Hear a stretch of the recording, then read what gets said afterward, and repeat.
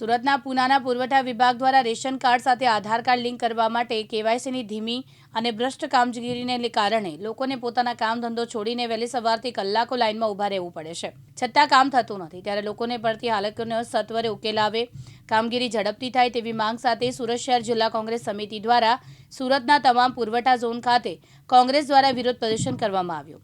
ત્યારે કોંગ્રેસના સુરેશભાઈ સુહાગિયા, પૂર્વ સભ્ય નગર પ્રાથમિક શિક્ષણ સમિતિ સુરત કોંગ્રેસના કાર્યકર્તાઓ દ્વારા કાપોદ્રા વિસ્તારમાં આવેલા નાના વરાછાના ઢાળના પૂના પુરવઠા ઝોન ખાતે વિરોધ પ્રદર્શન કરવામાં આવ્યું હતું। આજરોજ સુરત શહેર જિલ્લા કોંગ્રેસ સમિતિ દ્વારા સમગ્ર સુરત શહેરની અંદર જેટલી પણ પુરવઠા ઝોનલ ઓફિસો છે ત્યાં ધરણા અને વિરોધ પ્રદર્શનનો કાર્યક્રમ રાખવામાં આવેલો છે।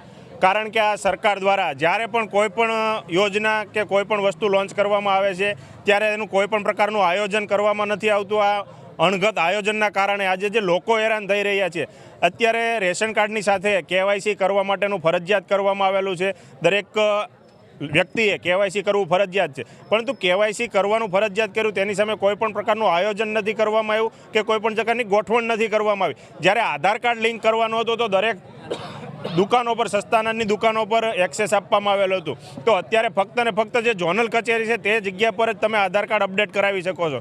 એટલે લોકોને પોતાનો કામ ધંધો મેકી અને સવારના વહેલા 4 વાગે 5 વાગે લાઇનમાં આવીને ઊભું રહેવું પડે છે અને સર્વરના ધાંધિયા હોવાના કારણે આખો દિવસ લોકો લાઇનમાં ઊભા રહે છતાં પણ કામ થતું નથી।